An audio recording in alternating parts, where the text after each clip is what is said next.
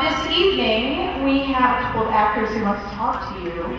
Scarlett Byrne began her acting career in 2005 with the short film Cry Baby. In 2009, she auditioned for the role of Luna, and also auditioned for the role of Nancy Parkinson, which of course she later went on to portray.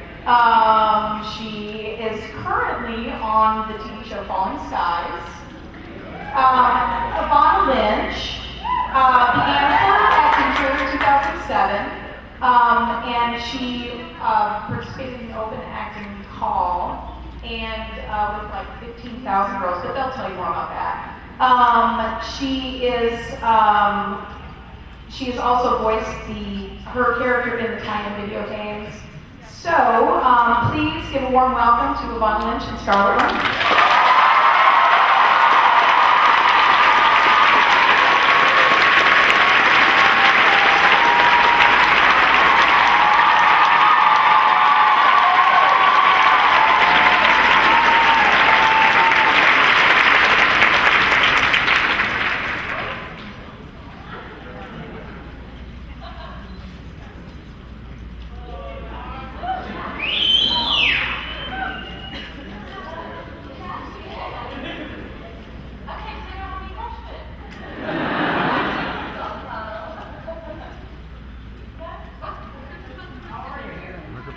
Turn the mic up.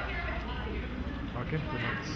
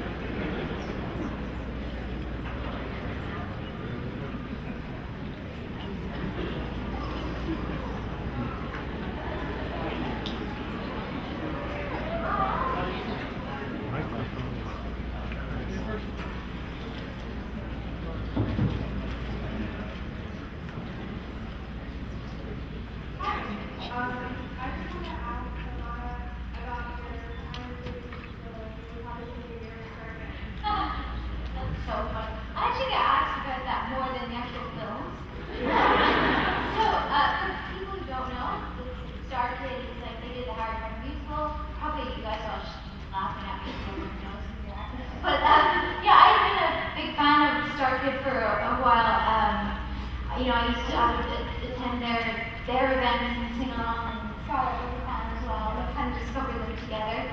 And and then a year later they said they were writing a new one, and at that stage I was living with some of the Star Kids actually, with Devin and Brian.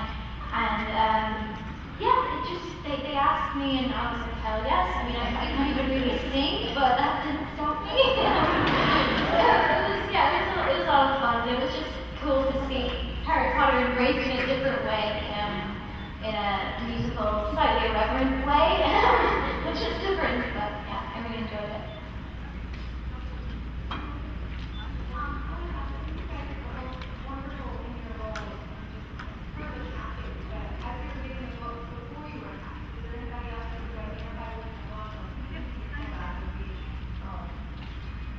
For me, it would be Hermione. Only because at school I was such a little one. I've never had attention, and if I ever did, I would cry. My sister was always the one getting in trouble. She'd always be late, and I was just totally on form at school. I was really annoying after all the other kids, but I was always the first one to cry. That was a question. It's just totally ridiculous. But yes, so mine would be Hermione definitely.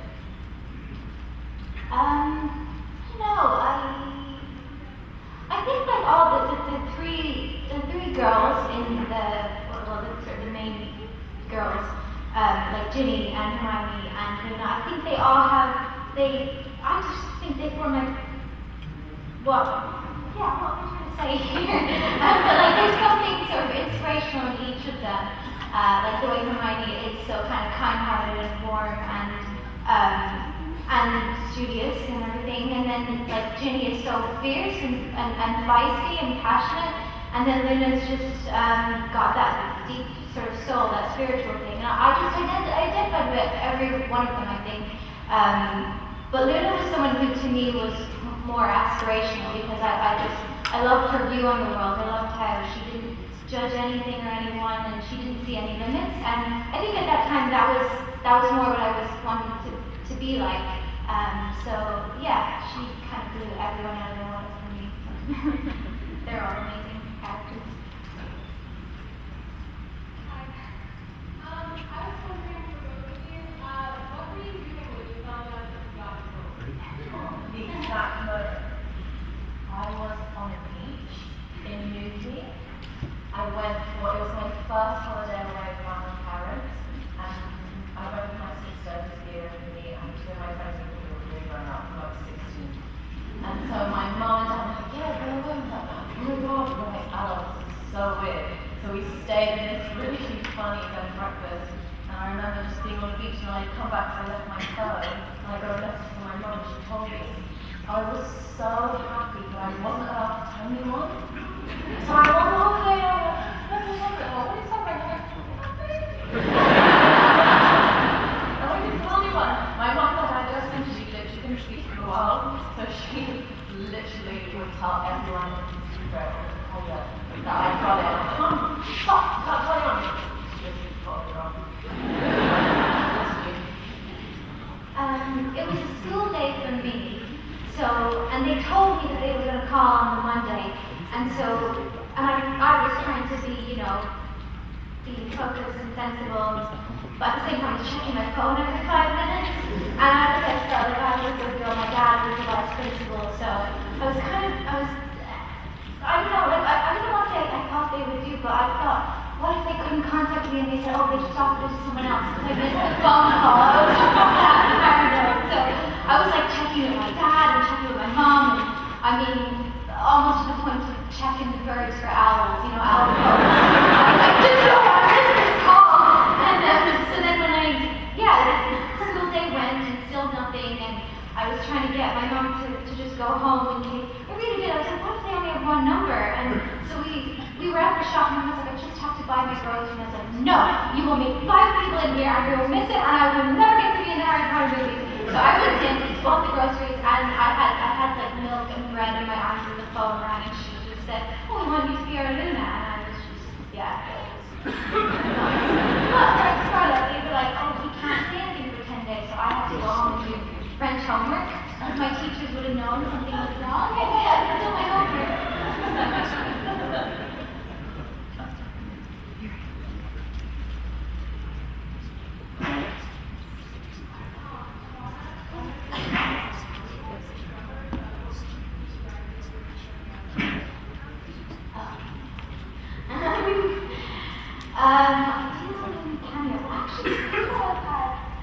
People have had really good ideas. I don't think it's going to happen because, it is set 70 years before. And I think, J.K. Rowling, she loves just doing new things with it. And I think that's what's so exciting about it is that she's explored a whole new side of the wizarding world. Like, aside from the fact that it's set 70 years ago, but also in America, I'm sure you're all very excited. Send in your applications.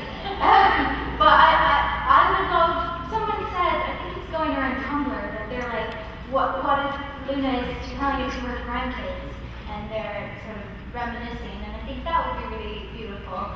But personally, my idea this is my Sneakwood trying to be involved, I was like, if you just let me be in a Crumblehorn Snorkat costume, no one will know, but it will be ironic and really funny. So, yeah, I keep kind of tweeting that to them and hinting, and they're like, ha ha ha, no, I'm serious. We'll see, maybe.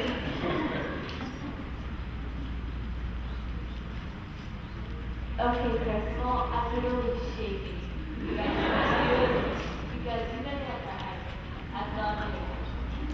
And my question to you guys is, do you have any silly backstage stories for your cast? Okay, so we need to repeat the question. So she asked, do we have any silly facts or stories? Sorry, this is not okay. Sorry, repeat the question.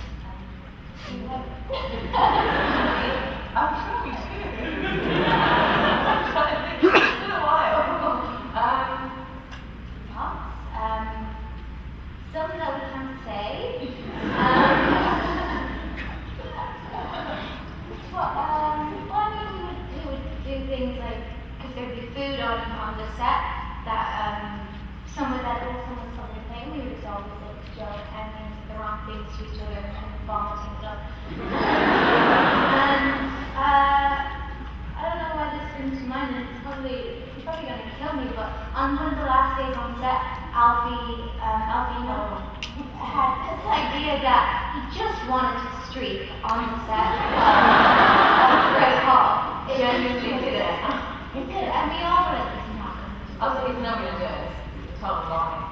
And did it and got caught. Got naked. And then this man came over, and Alfie just played it like, oh, sorry, am I not meant to be naked?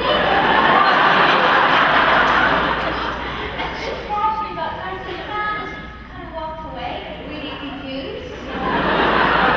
Maybe it was an appropriate last day tradition. But yeah, nobody else was going to do that. He made it. Yeah, We were just having a, I don't know, we were just dancing, having a good time. Well, did you have any embarrassing moments? Oh, not me. My sister did, and I honestly tell the story every single time someone asks a question and she kills me. But that's totally it. We were shooting Dragoncon death, and it was a night shoot and it was around 4 hours. So everyone was there. And we were all in a separate tent, we'd just eaten, and my mum and my sister came over as guests for the shoot we were doing, right? And it's probably about 3 a.m. and she was really tired. We had these leather sofas, and we were on set and came off, and I just see Ruby on the sofa, asleep, dribbling, stuck to the sofa, and she dribbled, and Jim Foreman was just standing there like, who is this girl? What is she doing here? And she wakes up like, and then turns to that, and I'm like, bright red. Otherwise, I'm really happy. Yeah, we were very misbehaved. Except we had some sugar this time. Yeah. Nothing too scandalous. Thank you. Wondering if there's a Harry Potter character that you might want. Harry Potter character that would never want to be. I would say Umbridge, but then she has the cat thing, and I love that. I actually wrote to Joe because I've got a cat. If anyone follows me on Instagram, my whole is just a cat. Yeah, she has a lot of fun. But I wrote her she came because I was kind of upset. She's a beautiful little gray Persian, and that's Umbridge's Patronus. I just wanted to ask her why, and also like I felt like I needed to speak up for Persians. It's just the association with Umbridge and being small and pink. It just kind of ruined them a little bit. It's given them a bad name, and they're really, really sweet. So yeah, but I mean she is a detestable character. So nasty. But no. But then I have to accept infinity and loyalty to cat people. So I'm a charger.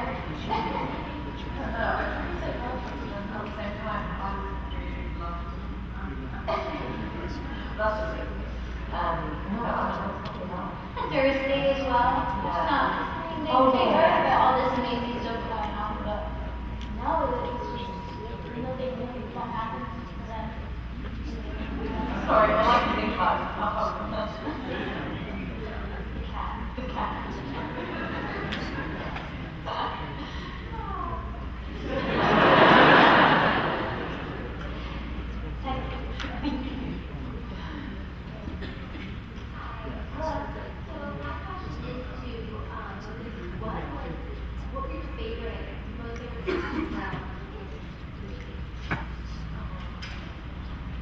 Most favorite scene that we filmed.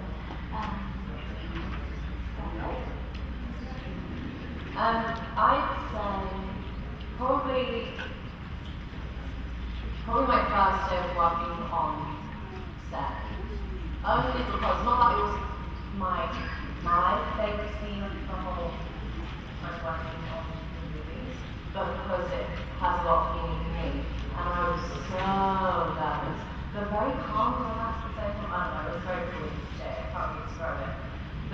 remember being on a train with Tom, and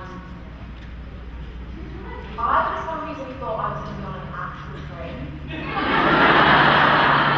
And I get there, and it's a carriage in a studio, and I think, okay, no one's told me any details of the movies. So I think, okay, fine, this still works like that. So I'm sitting there, and then all of a sudden it starts moving. I'm like, how is this happening? And I look out the window, and there are 4 guys, and like 9, sitting on poles in each corner of the carriage, bouncing.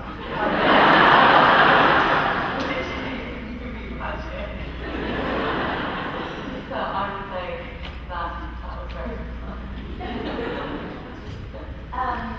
Mine would be, I think the very first scene I filmed as well, they just were so exciting, and everything was still like amazing, like I was learning about how films work, and I was learning about the people, and I was also just in the Hogwarts, living the life.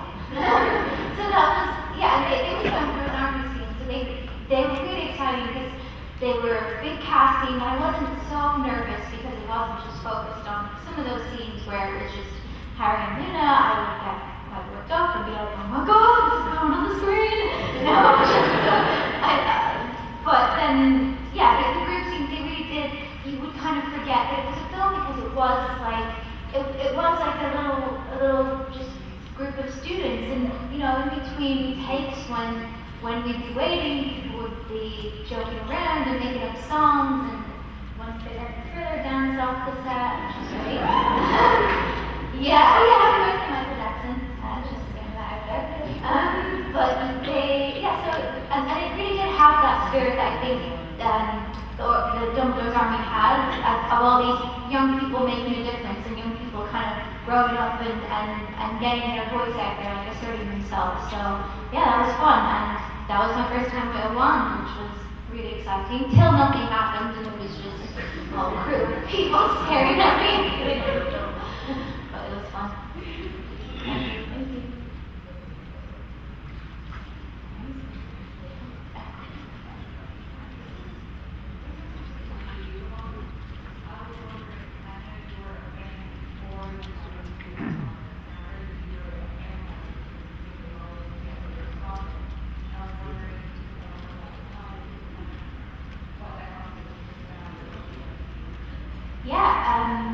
I've talked about this a lot.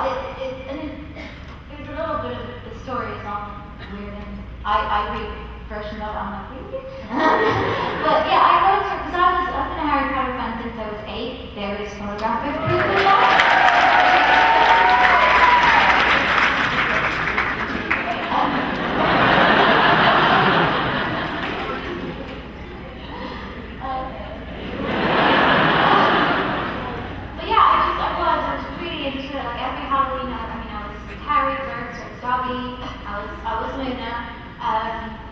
It was my whole life, and I talked about this as well. I was sick at the time. I was sick when I was 11 years old, and Harry Potter at the time was the only thing that was sort of like an escape for me, and the only thing that sort of brought me happiness and peace. And so I wrote to J.K. Rowling to tell her that, how much of an effect it had on me. And that was when I was 11. Didn't expect to hear back, kind of what most fans do. They just want her to see it and to feel that kind of thank you. And yeah, I got a handwritten letter back, and I don't know, just lost it for a few hours, couldn't come down from the ceiling. She was just so kind and so open, she really was. There was so much wisdom, and she's so skilled at letter writing. Like, I know she's a writer, that's kind of her thing, but they'd be only 2 pages, but they would have the most profound things in them, and humor and warmth and everything. And so yeah, we wrote for a few years, and we just started to become friends, even though I found that weird. Because she still is my idol. She's someone I just see as an example in everything I do. And yeah, but then when I got the part, the 2 things, they were quite separate. I used to tell her that I wanted to be Luna, how much I admired her, and how grateful I was that she created the character. And she said things. I think she once thought, she was like, oh, I could definitely talk to him and get you an extra role. And I was like, no. Which I mean, that's quite bold to say And then, yeah, the open auditions came about when I was 14. And it all happened really quickly, from the open audition to getting in the part. It was 2 weeks. And I didn't have time to write to her, because I'm so cool, I don't have time to write to J.K. Rowling, so that came out really wrong. But the producers then told her, because they give her like a list of all the new cast members sort of as a courtesy thing, and she saw my name and she was like, oh. And she asked them to check with the address, and then I got the best letter ever. It was just like all caps, all exclamation marks. This joke freaking out. And I felt really happy that I made me freak out.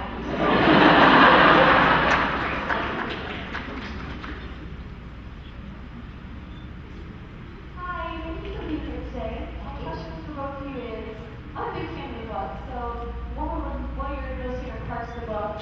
What impacted you guys most? Okay, favorite parts of the book. You mean like scenes, moments, characters? Okay. It's your turn to talk. Well, I'm going to be biased, I'm just going to say the sixth one, and I know that's such a cop-out, but genuinely working and joining this series when we were shooting the Half-Blood Prince, it just had such an impact on me in general. Like, I literally, that is, working on the movies is one of the massive reasons why I wanted to acting. So yeah, I definitely would say the sixth book. I mean, the story in general, the movies, everything is just it's so incredible. It's so hard to just pinpoint specific moments. But I mean, if we're talking about movies as well, what I did, I think when Pansy kind of wrapped up, I got that. Even though no one like me, it's such a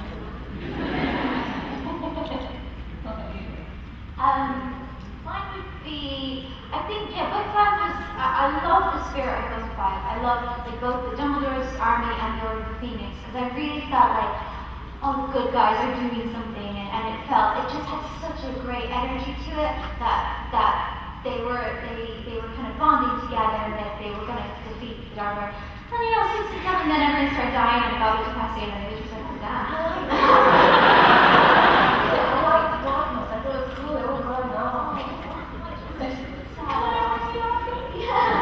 Never recovered from Dumbledore. I still use that in like scenes when I used to cry. Because people are like, oh, you use someone close to you, you've lost. I'm like, Dumbledore.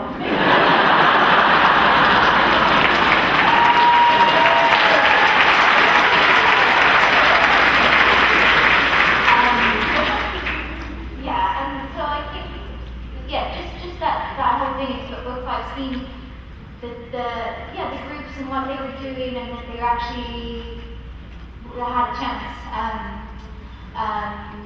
And then also every time Dumbledore comes into the book, because always got this feeling that we're safe when he arrives, you know. Yeah, there's still book 6 or no. But he just, you know, he'd always learn so much from him, and yeah, he had that whimsical thing where he would make it light and talk about sugar lemons and whatever. It was just, so it felt fun. It felt like Harry learned a lot, and anytime you were in Dumbledore's office, there was so much sort of knowledge to be gained, and that was exciting. Thank you.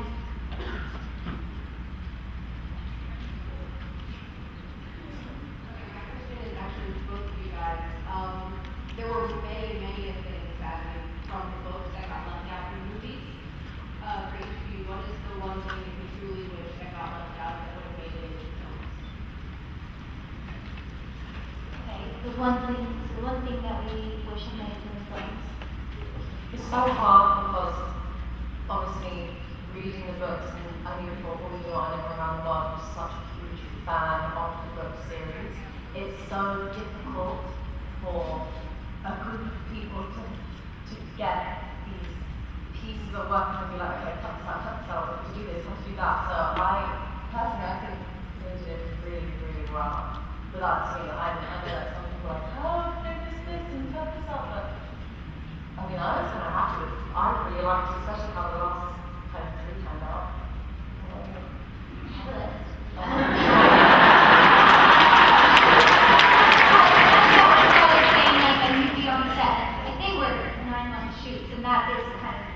That's extraordinary for a film, and also the fact that it was 8 films, especially like 8 films. And There's it's so much just, pressure to. yeah. So I think like each director, they did their best, and there was so much that they cut. David Yates did some sort of like 5-hour cut from the whole thing. And I was like, what? Where is it? This is what we did. But yeah, for me, again, not to be a Dumbledore fanatic, which I am, but his funeral, that really, actually, when I found out I read the script, I was like, there are pages missing here.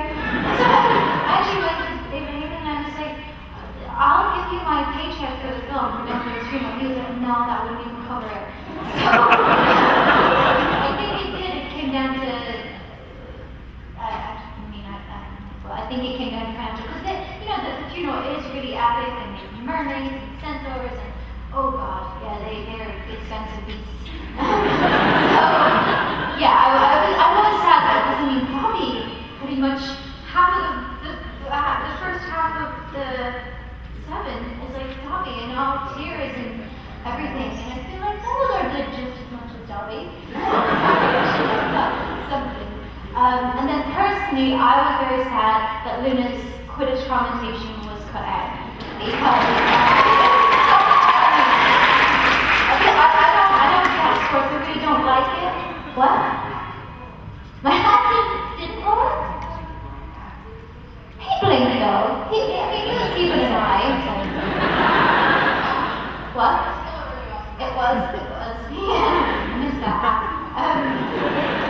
Yeah, but I just found those scenes really entertaining in the books because I don't really like sport and I don't really get interested in looking at where the balls are going. So I like that she was like talking about the players, what sort of mental state they're in, and their hair, and their class.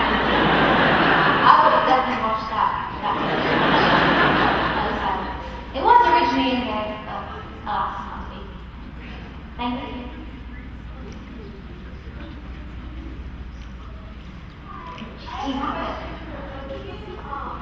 When it got really busy or stressful while you were filming, what did you do to relax or just kind of quiet?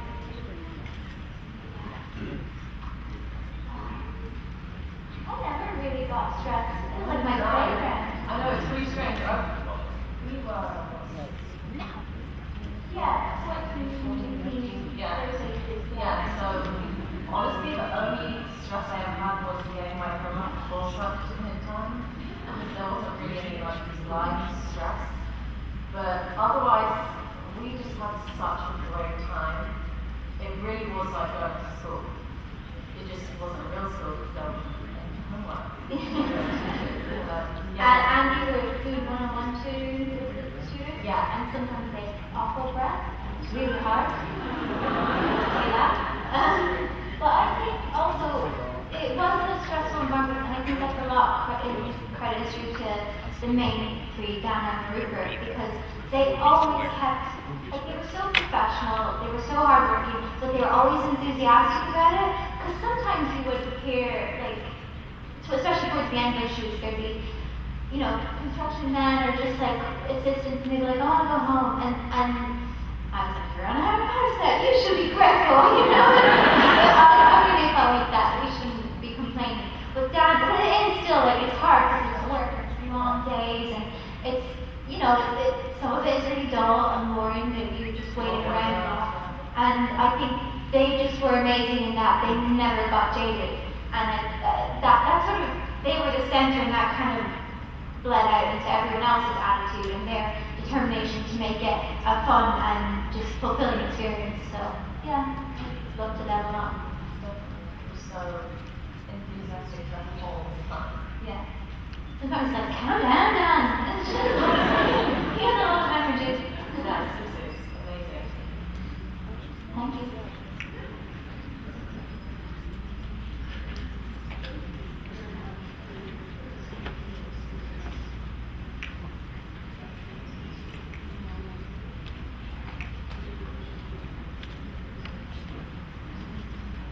Sure.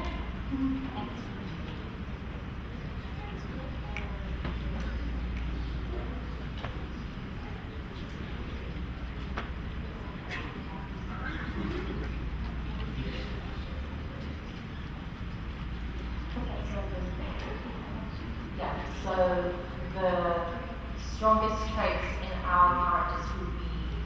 that we have in ourselves.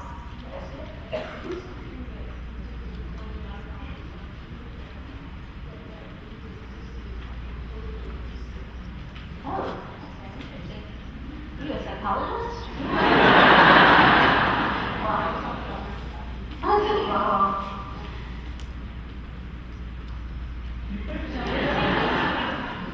Well, mine's similar. Personally for me, I don't really think there is anything similar about myself and Pansy Parkinson because she is not very nice. No, and Scarlett's the nicest person, but everyone always wants to cast her as mean. Oh, but I love playing a mean person. It's the best. It's so nice in your life. It's great to be nasty. But yeah, no, personally for me, I don't think we have anything in common. I'd say the only thing, and I know a lot of people will disagree, is when she does rap out Harry Potter. It's coming, I personally think it's coming from a good place because, not that she wants to kill him or anything, even though she kind of put that across like she did, but I think it's more like she didn't want to die and she wanted to be safe and wanted to save other people too, like her house. So I would like to think there's really some good in her, she's not totally evil, that all of that was coming from a good place.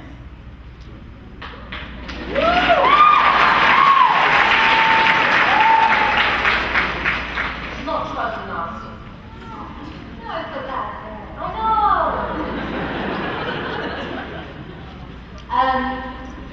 Kind of what I touched on before, like Una, to me, I just really looked up to her, and I was at that age where you're just not comfortable with yourself, because I always felt like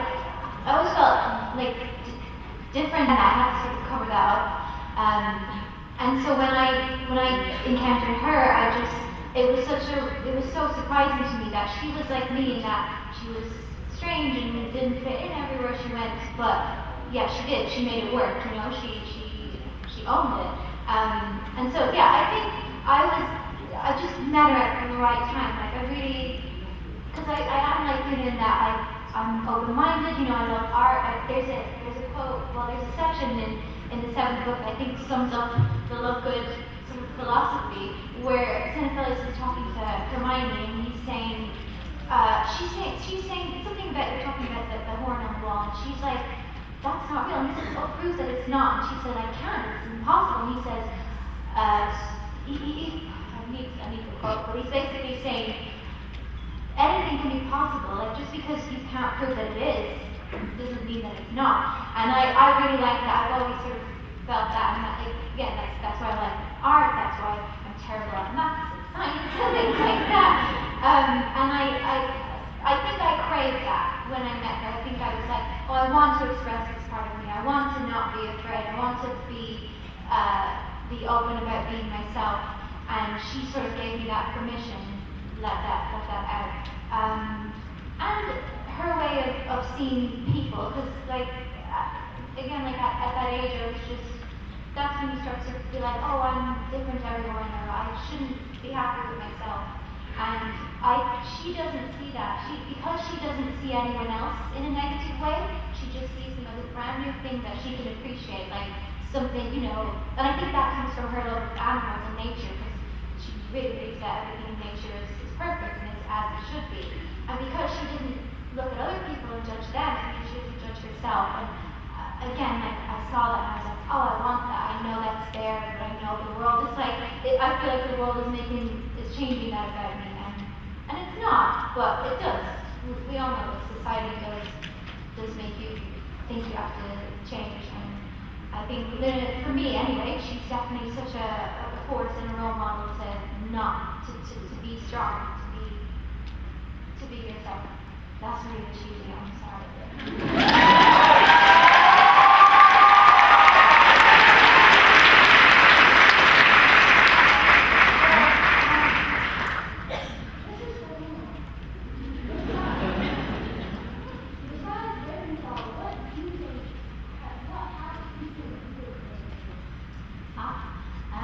Okay, so what house did I fit into?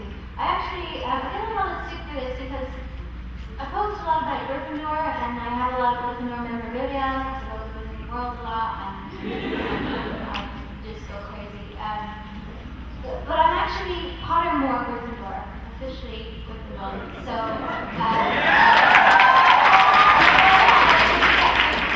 between me and Luna, and I have a lot of words in me too. I'm a book nerd, absolutely, and I love to sort of accumulate knowledge and everything.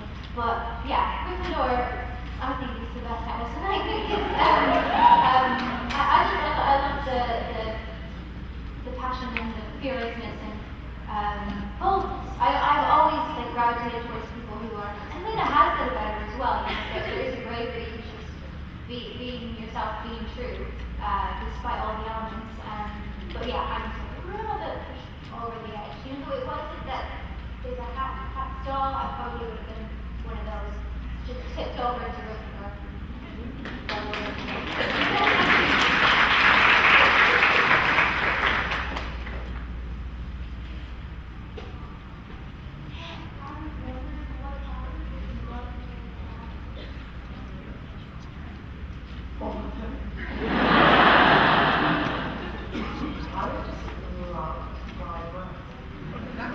Genuinely, which is weird because I'm kind of scared of heights, but that would be really cool.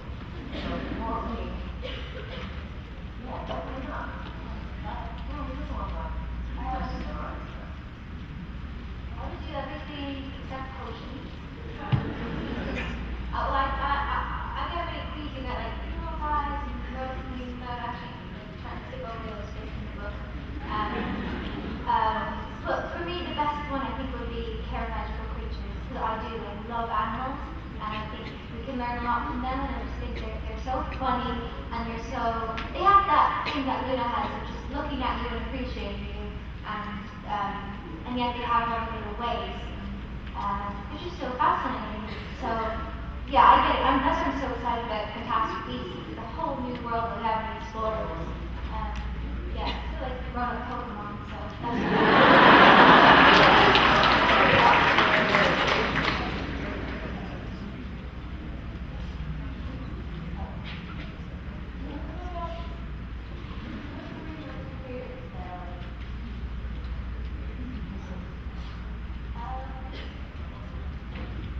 I don't mind this only because when I remember when the movies when it came out, every one of my classes was doing it. And probably around the country everywhere. Oh yeah, it was like, I don't know if they were making it fun or not, or just to do it for the sake of doing it, but just like, why are you making this fun?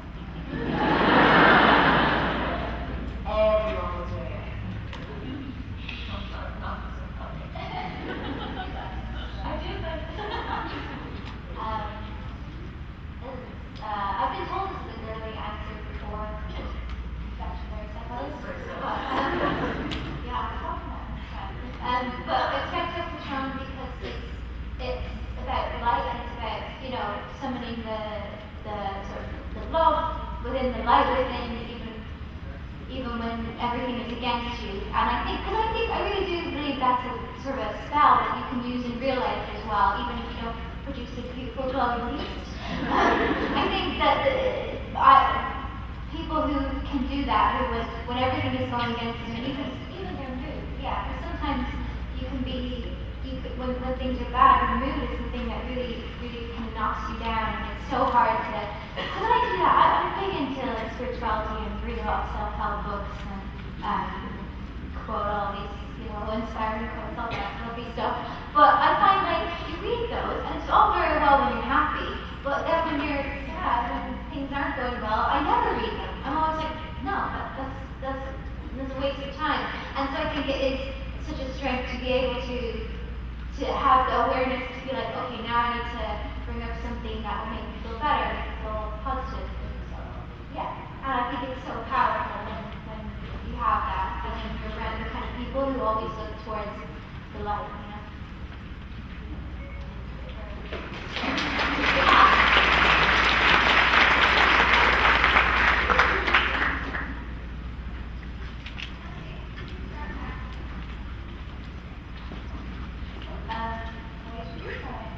Well, I went to, you mean a professional job, right? Or just drama class and, okay. Oh, okay. The first ever job I got was in Dragoncon. Yeah, and I was so excited. Is it unusual? Oh. And I remember my dad took me, and I had someone holding an umbrella for me when it wasn't even raining. That was crazy. So God.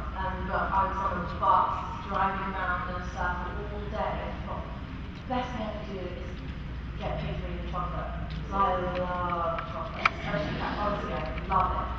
And I sit down and we're about to receive it, and someone gives me a bucket. Yeah, I just got very lucky. I'm not lucky since until I realized like how really special that was.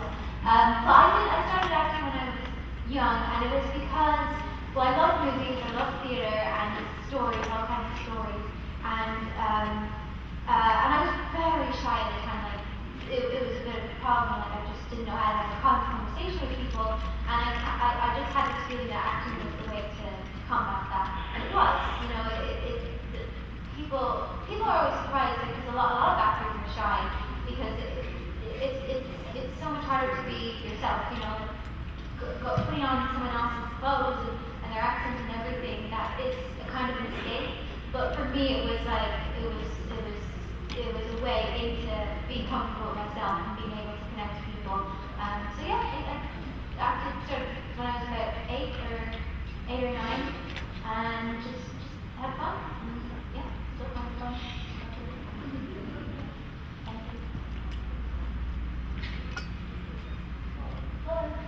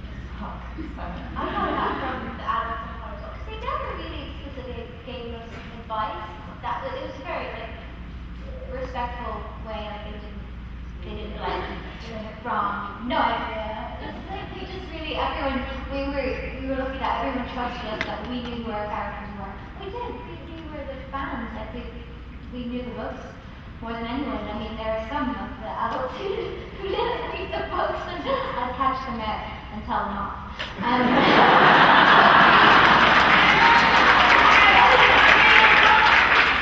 But the thing, I just got from observing them that they really were playful. Like, I remember I used to, because I think the way our hairs work, because Lucy Malfoy, Jason Isaac, and Mark Williams, our hair all took about the same time, so we'd all be in the chairs, in the morning, 6:30 in the morning, I'd be half asleep, and those two would be just ripping off each other, they'd be doing accents, and it was so hilarious, it was so entertaining, it was so wild, like, and that's what, and I used to go home and be like, wait, they're the same age as my parents, why are my parents not that cool?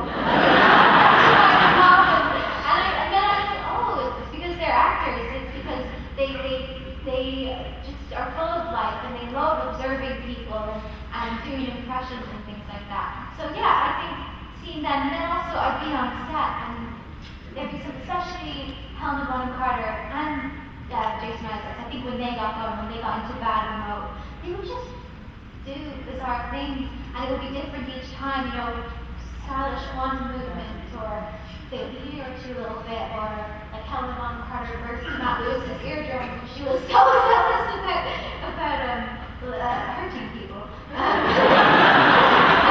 just got to like, because I was proud, I was like, you know, it's so important, it is so important to learn lines. And I think, and I used to like, have to know this, know where all the pauses are, speech directions, all that kind of thing. And I would look at them like, they don't care about that. They throw it all out the window and they just, like, they break the rules, and that's when it comes to like, seeing, as you say, legends do that, it was like, oh, okay, that's cool. Yeah. Thank you.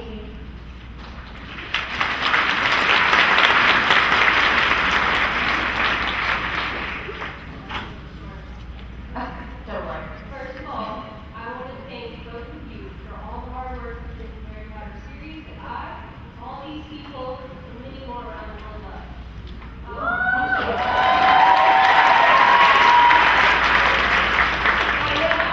If you could play any character in any other scene, in any movies, what would you play?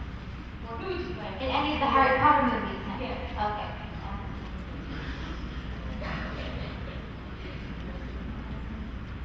You could play Dobby.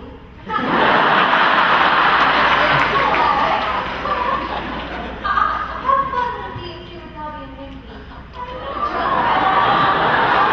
We have such a good time. You play Dobby when you freeze Luna. What feature? Yeah, we'd like to be half-self. I actually really understand that when he didn't make it in. She was so sweet and weird. Yeah. Well, she wasn't cool. She was a mess. Who would you say? Who would I be?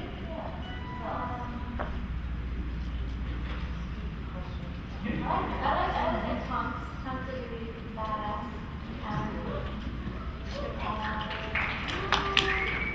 Oh no, I questioned myself from earlier, but I would say military. But maybe that's because one of was like such a good job. Not that none of us do, but I mean, I don't know, I still had KOS, I was stuck experiences. And when she does like her scream, I was like,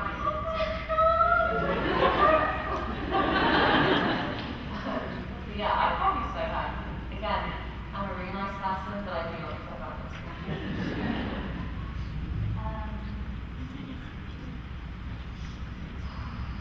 No, it's too hard. Someone on that. Yeah. I never got to fly. I got to fly the Castro. That's actually better. I'm fine. No more. I don't need it anymore. Thank you.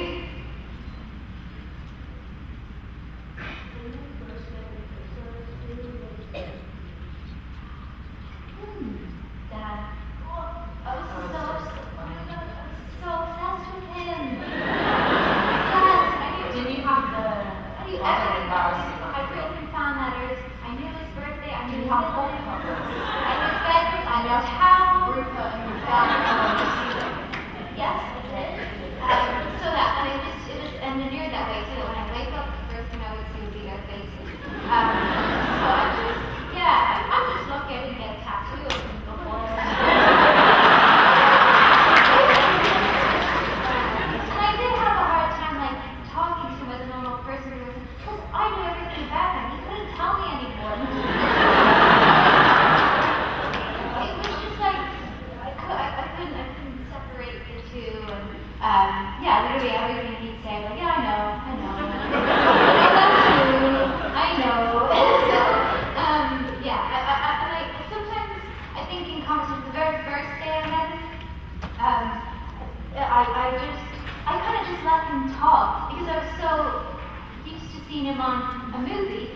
when he doesn't, when I don't have to talk back, I can just watch him. So I did just watch him for a while. And then I remember being like, oh, she's very like the character. She has that spacey thing. All right. Yeah. I don't know, I just keep remembering when I went to the read-through, that everyone's there, and Joe was there as well. And wasn't it like the second time she'd ever been to one? Yeah. So that was like a really big, I had no idea, and honestly I got like my very few little lines, I would say I was so nervous, and everyone was around me, and I was in the great Yeah. so I was just freaking out, and everyone was there, and everyone was saying, and I was like, this is so weird, I'm in the great one, I'm in the one, it was really great. So everyone just, it was, you know, the buggy I took to go, I remember Matt was in the buggy, and I was like, oh, let's go. And then I see everyone else like, oh, that's not right. And my mom's like, this is so fashion. I was like, this is so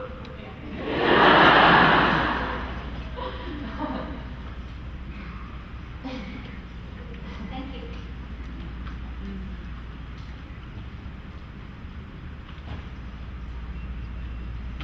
I just wanted to know, what's your weirdest experience?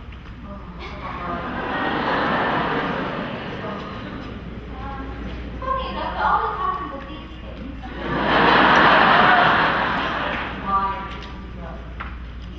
Okay, a couple years ago, got this letter through this fan mail, and I thought, oh, so nice, 4 pages long, you know, really thoughtful.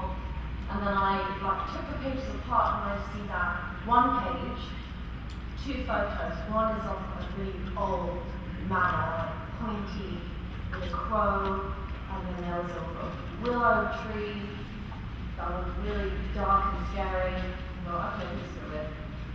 And then I started reading the letter and it said, Dear Pansy. And I was like, okay, here we go. Literally, this guy had described our life together. In the wizard world, okay, but it starts off like, so you walk into our manor and you see, and it just describes the entire earth. And then he's like, and then you go into the kitchen and you're cooking and the knives, they're magic and they're chopping up meat like, well, clearly don't know if I'm vegetarian, like that would never be the case. And then you go upstairs and go into the room and there are the emerald drapes and blah blah blah, and again all the photos, and then it ends with him describing us walking down the stairs and our 2 children are locked on the stairs and they look like Paris Jackson. How random is that? I hope he's not here. I hope he's happy.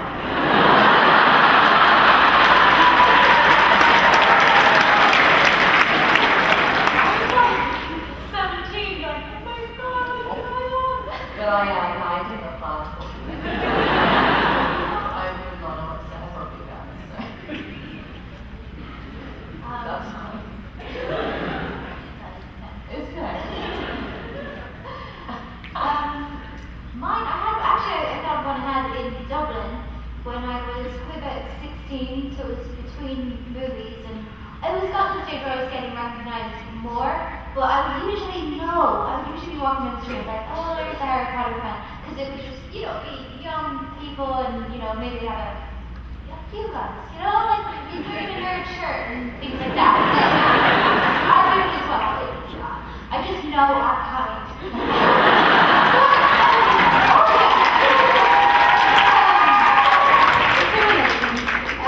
But no, I was walking down the street in Dublin, and this man, so I didn't expect to be recognized, but this man, this 40-year-old Spanish man, just cried out, Luna! And he came over, before I could even cross the road, gave me a big hug, and he started to have a conversation with me about, things Luna had done, oh, the Quibbler's doing great, and everything, and I was kind of, nodding along, yeah, just going with it. It was like, I was seeing in his eyes, the world, and it just seemed fun and fabulous. And I was just agreeing with him, and then gave me another hug, and he laughed, and I said, his world seems so fun. It was like a 40-year-old man who just had no concept between reality and how works, magical world. And it was nice. I wish more people were like that. Thank you.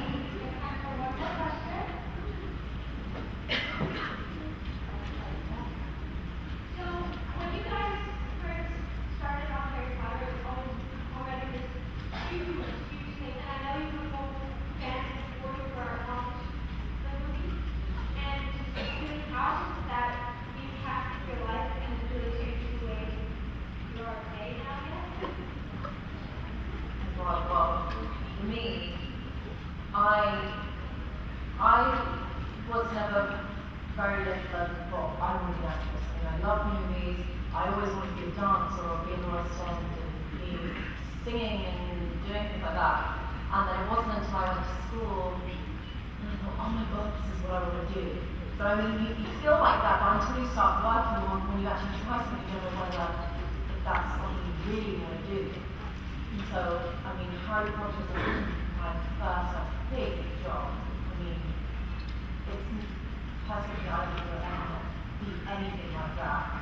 And as soon as I was there in costume, hair and makeup, the whole just experience, everything, even after the movies are finished, meeting people like you, it's just such an amazing experience. And I feel very, very blessed and very privileged to be a part of this whole world. And yeah, like I said, working on that has definitely been, for me, one of the main reasons why I still want to do what I want to do. Pretend to be different people. Why not?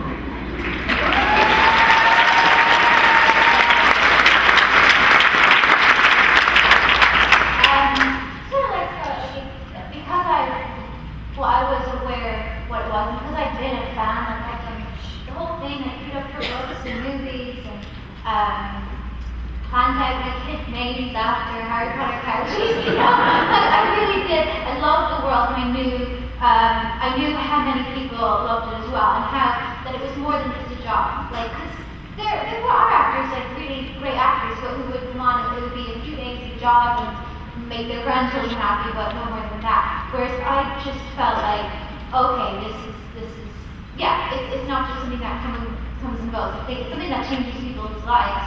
And like it is, sometimes it's you don't want to think about that too much because it is pressure, but it's made me like when I do meet fans and I do meet people who love them as much as I do, I see it as that, as in I was part of something that was hugely important to them.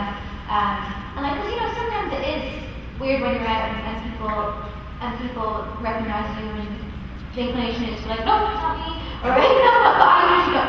Although except the other day, someone came up to me in the pharmacy when I was buying like embarrassing lady products, and he was like, "Want a picture?" And I was like, "What? No." But other than that, I'd always be like, you know, I always feel grateful that to have people who love it as much as I do and appreciate it. And yeah, it's like for me, same as Scarlett, like it's just opened so many doors for me. It's got me to meet so many people, and it's made me more outgoing and just brought a lot of incredible experiences, and yeah, just that I wouldn't have had without it. So just thank you. That's all I feel. I feel happy, and I'm glad that it's still lasting. You know that there are other dimensions to it. Like Pottermore, J.K. Rowling teasing us to all those stories, and now there's Fantastic Beasts, and I'm just glad that it's still a part of my life and it's still a part of our culture.